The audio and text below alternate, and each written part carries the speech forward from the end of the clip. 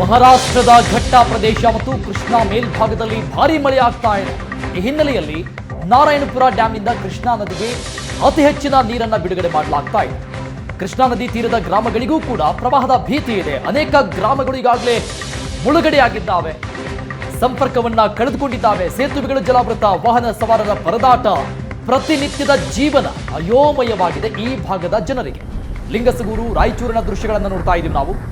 Narayanapura dam, ಇಲ್ಲಿಂದ ಕೃಷ್ಣಾ ನದಿಗೆ ಹೆಚ್ಚಿನ ಪ್ರಮಾಣದಲ್ಲಿ ನೀರು ಹರಿದು ಹೋಗ್ತಾ ಇದೆ. ಮಹಾರಾಷ್ಟ್ರ ಪಶ್ಚಿಮ ಘಟ್ಟಗಳ ಪ್ರದೇಶದಲ್ಲಿ ನಿರಂತರವಾಗಿ ಬಿಟ್ಟು ಬಿಡದಂಗೆ ಮಳೆ ಸುರಿತಾನೆ ಇದೆ. ಮಹಾರಾಷ್ಟ್ರದಲ್ಲೂ ಕೂಡ ಅತಿ ದೊಡ್ಡ ಅಲ್ಲೋಲ ಕಲ್ಲೋಲ ಈಗಾಗಲೇ ಸೃಷ್ಟಿಯಾಗಿದೆ. ಅದರ ಎಫೆಕ್ಟ್ ರಾಜ್ಯದಲ್ಲೂ ಕೂಡ ನಾವು ನೋಡ್ತಾ ಇದ್ದೀವಿ. ರಾಜ್ಯದಲ್ಲೂ ಕೂಡ ಈ ಭಾಗದಲ್ಲಿ ಮಳೆ ಹೆಚ್ಚಿನ ಪ್ರಮಾಣದಲ್ಲಿ ಸುರಿತಾನೆ ಇದೆ. ಲಕ್ಷಾಂತರ ಹೆಕ್ಟೇರ್ ಈ ಜಮೀನು ಜಲಾವೃತವಾಗಿರುವಂಥದ್ದು, ಅನೇಕ ಗ್ರಾಮಗಳು ಜಲಾವೃತವಾಗಿದೆ. ಸಂಪೂರ್ಣವಾಗಿ ಜನಜೀವನ ಅಸ್ತವ್ಯಸ್ತವಾಗಿದೆ.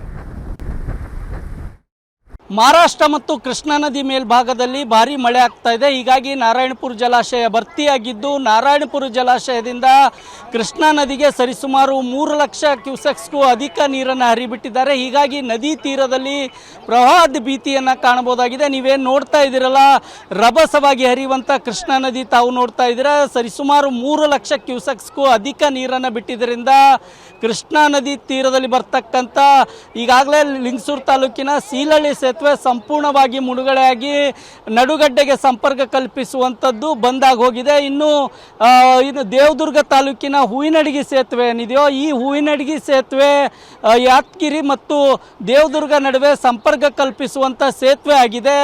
ಇಲ್ಲಿ ಕೂಡ ರಸ್ತೆ ಸಂಪರ್ಕ ಸಂಪೂರ್ಣವಾಗಿ ಬಂದಾಗಿದೆ. ಸೇತುವೆ ಮೇಲ್ಭಾಗದಲ್ಲೇ ನೀರು ರಭಸವಾಗಿ ಹರಿತಾ ಇದೆ. ಈ ಒಂದು ಸೇತುವೆಯನ್ನು ನೋಡೋದೇ ದೇವದುರ್ಗದ ಜನರು ಪಿಕ್ನಿಕ್ ಸ್ಪಾಟನ್ನು ಮಾಡಿಕೊಂಡು ನದಿ ತೀರಕ್ಕೆ ಬರ್ತಾ ಇದ್ದಾರೆ ಅಂತ ಹೇಳ್ಬೋದು. ಈಗ ಅಲ್ಲಿ ಗಡ್ಡೆ ಬಸವೇಶ್ವರ ಅನ್ನುವಂಥ ಒಂದು ದೇವಸ್ಥಾನವೂ ಇತ್ತು. ಆ ದೇವಸ್ಥಾನವೂ ಕೂಡ ಸಂಪೂರ್ಣವಾಗಿ ನದಿಯಲ್ಲಿ ಮುಳುಗೋಗಿದೆ.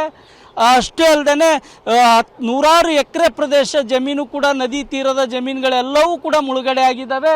ತಾವು ನೋಡ್ತಾ ಇರ್ಬೋದು ದೃಶ್ಯಾವಳಿಗಳಲ್ಲಿ, ಇಡೀ ಜಮೀನುಗಳನ್ನು ಮುಳುಗಿದೆ. ಯಾರೂ ಕೂಡ ನದಿ ತೀರಕ್ಕೆ ಹೋಗಬಾರ್ದು ಅಂತ ಈಗಾಗಲೇ ಜಿಲ್ಲಾಡಳಿತ ಕಟ್ಟುನಿಟ್ಟಿನ ಸೂಚನೆಗಳನ್ನು ಜಾರಿ ಮಾಡಿದ್ದಾರೆ. ಆದರೂ ಕೂಡ ಜನರು ಮಾತ್ರ ಜಿಲ್ಲಾಡಳಿತದ ಯಾವ ಆದೇಶಕ್ಕೂ ಕೂಡ ಕೇರ್ ಮಾಡದೇನೆ ನದಿ ತೀರಕ್ಕೆ ಆಗಮಿಸಿ ಪಿಕ್ನಿಕ್ ಸ್ಪಾಟ್ ರೀತಿಯಲ್ಲಿ ನದಿ ಹತ್ತಿರಕ್ಕೆ ಬಂದುಬಿಟ್ಟು ನದಿ ತುಂಬ ಹರಿಯುವುದ ಅಂಚಿನಲ್ಲಿ ನಿಂತ್ಕೊಂಡು ಎಂಜಾಯ್ ಮಾಡುವಂಥ ದೃಶ್ಯಗಳನ್ನು ತಾವು ಕಾಣಬಹುದಾಗಿದೆ. ನೀವೇನು ನೋಡ್ತಾ ಇದ್ದೀರಲ್ಲ, ಪೊಲೀಸ್ ಸಿಬ್ಬಂದಿಗಳು ಸೂಚನೆ ನೀಡ್ತಾ ಇದ್ದಾರೆ.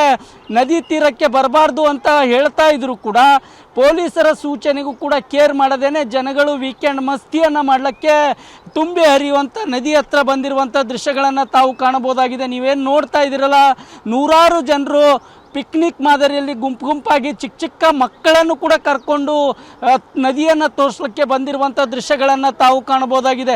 ಅಷ್ಟೇ ಅಲ್ಲದೆ ಇಲ್ಲಿ ಪಕ್ಕದಲ್ಲಿರುವಂಥ ಜಮೀನುಗಳಲ್ಲಿ ಜನರು ಗುಂಪಾಗಿ ಕುಳಿತುಕೊಂಡು ಎಂಜಾಯ್ ಮಾಡ್ತಾ ಮಿರ್ಚಿ ಬಜ್ಜಿ ತಿಂದ್ಕೊಂಡು ಎಂಜಾಯ್ ಮಾಡ್ತಾ ಇದ್ದಾರೆ. ಒಟ್ಟಾರೆ ಹೇಳಬೇಕಾದ್ರೆ ಈ ಒಂದು ಕೃಷ್ಣಾ ನದಿಯಿಂದ ಜನರು ಸಂಕಷ್ಟವನ್ನು ಎದುರಿಸ್ತಾ ಇದ್ದಾರೆ. ರಾಯಚೂರಿಂದ ಕ್ಯಾಮ್ರಾಮನ್ ಶ್ರೀನಿವಾಸ್ ಜೊತೆ ಜಗನ್ನಾಥ್ ಪೂಜಾರ್, ಏಷ್ಯಾನೆಟ್ ಸುವರ್ಣ ನ್ಯೂಸ್.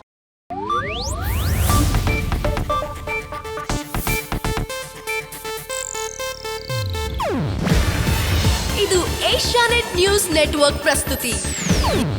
ನೀವು ನೋಡ್ತಿದ್ದೀರಾ ಏಷ್ಯಾನೆಟ್ ಸುವರ್ಣ ನ್ಯೂಸ್.